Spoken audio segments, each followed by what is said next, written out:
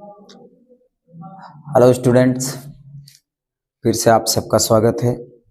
आज के इस क्लास में हम आप सभी को 6, 7, 8 वाले बच्चों को इंग्लिश का जो ग्रामर होता है उसका बेसिक प्रोवाइड करा रहे हैं।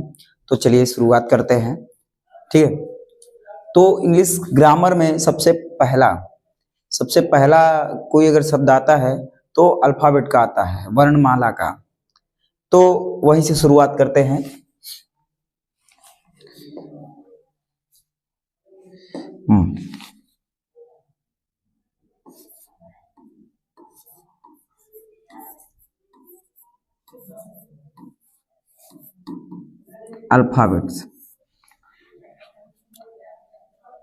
अल्फाबेट कितने होते हैं?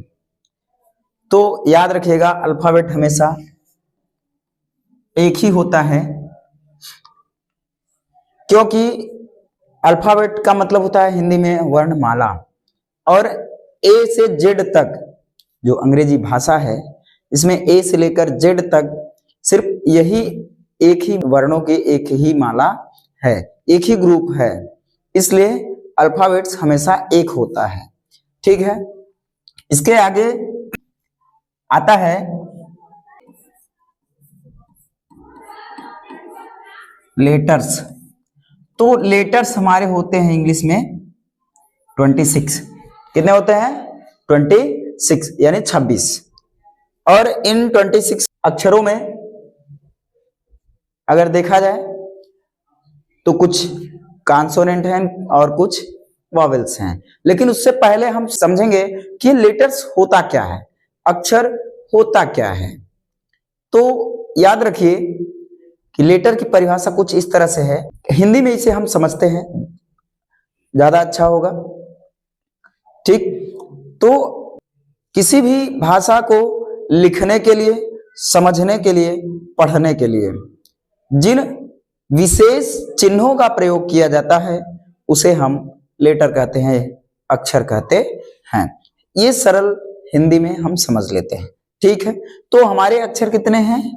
26। अब इनमें से, अब इंग्लिश में क्या है कि इसी में हमारा कॉन्सोनेंट भी है और इसी में वॉवेल्स भी है।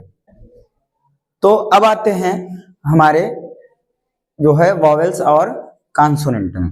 अंग्रेजी भाषा में आपको पता है कि उसी लेटर्स में, उन्हीं अक्षरों में जो है हमारा वॉवेल्स भी है और कॉन्सोनेंट भी है। तो चलते हैं, देखते हैं कि आखिर कैसे, ठीक। तो सबसे पहले हम क्या करेंगे? वॉवेल्स लिख लेंगे,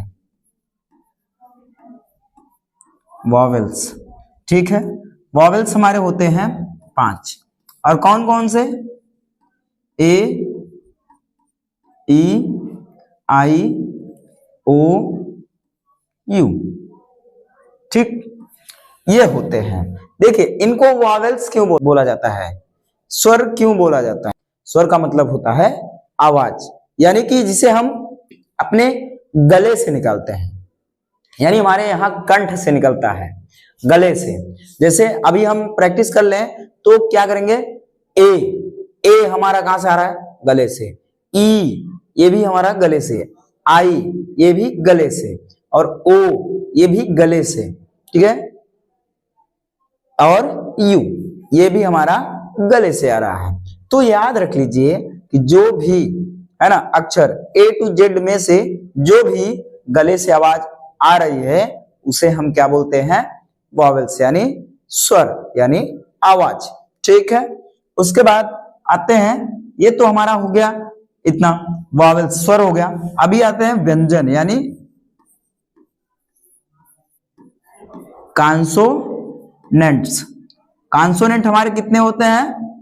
21। अभी यही, अब क्या करेंगे?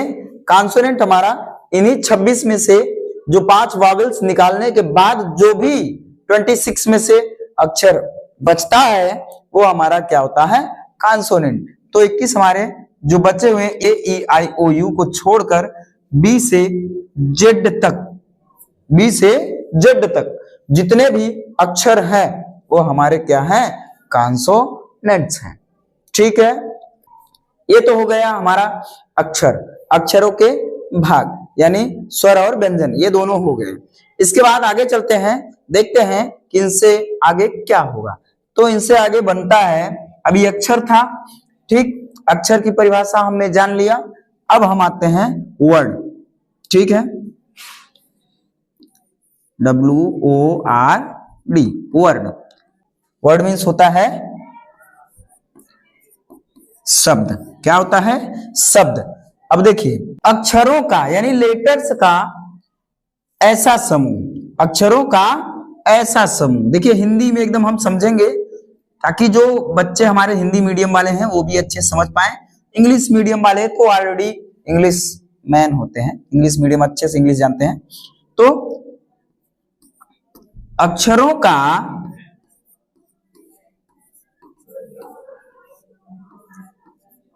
ऐसा समूह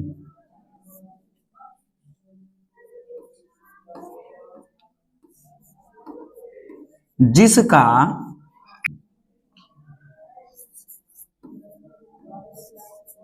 कुछ अर्थ निकले।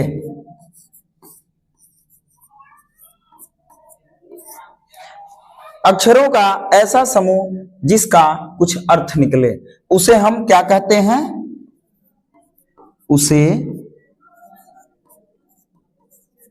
शब्द यानी वर्ड कहते हैं। ठीक है, ये हमारा हो गया। उसके बाद इसका जो एग्जाम्पल है, एग्जाम्पल हम मान लेते हैं, एग्जाम्पल है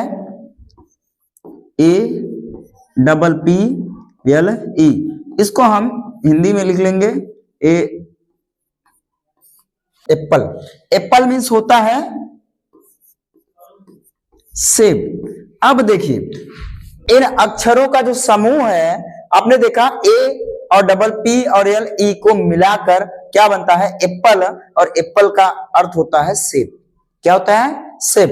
तो याद रख लीजिए कि ऐसे है ना, अक्षरों का ऐसा समूह जिसका कुछ अर्थ निकले उसे शब्द कहते हैं। देखिए वैसे तो कुछ भी जोड़कर बनाया जा सकता है, लेकिन जिनका जो अर्थ निकले, जिसका कुछ अर्थ निकले, वही जो है शब्द होते हैं।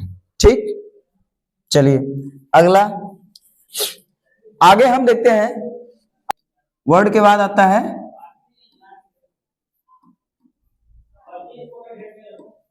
सेंटेंस।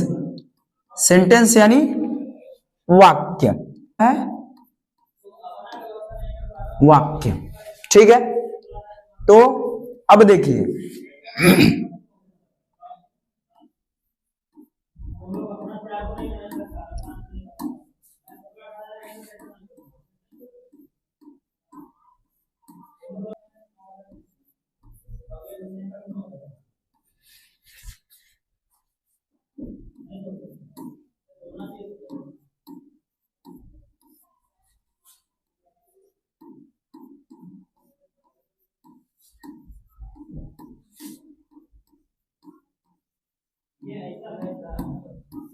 ठीक, देखिए शब्दों का ऐसा समूह जिसका पूर्ण अर्थ निकले। देखिए हमारा जो शब्द था, अभी आपने देखा कि अक्षरों का ऐसा समूह जिसका कुछ अर्थ निकले, लेकिन यहाँ सेंटेंस है। सेंटेंस के मैटर में ऐसा कुछ नहीं है, थोड़ा सा और उससे बढ़कर है कि शब्दों का ऐसा समूह जिसका पूर्ण अर्थ निकले। मतलब जो भी वहां पर शब्द दिए जाएंगे, जिस जो समूह होगा शब्दों का, उसका कुछ न कुछ अच्छा, यानी सभी का एक एक अर्थ पूर्ण होगा। ठीक है, चलिए देखते हैं एग्जाम्पल से। तो ये रहा हमारा एग्जाम्पल, जैसे राम स्कूल जाता है। ठीक, राम goes to स्कूल। ठीक है, अब देखिए यहां पर हमारा जो राम है ये किसी का नाम है, ठीक है, ये नाम है। अब क्या है, एक शब्द हमारा हो गया राम, एक शब्द हमारा हो गया गोज, गोज माने जाना, गो माने जाना होता है ये, और टू हमारा प्रीपोजिशन है, इसका भी अर्थ है, और स्कूल, स्कूल हमारा ये भी एक, ये स्कूल हमारा ऑब्जेक्ट है, ये भी एक शब्द है, ठीक। तो इन सब को मिलाकर इसका अर्थ बनता है कि राम स्कूल जाता है, मतलब राम के बारे में ये पूरा वाक्य बता रहा है, ठीक है। किसी सब्जेक्ट को बता रहा है कि सब्जेक्ट का नाम क्या है, राम है, सब्जेक्ट करता क्या है, जाता है, लेकिन कहां जाता है, स्कूल जाता है। तो ये रहा हमारा सेंटेंस, ठीक है।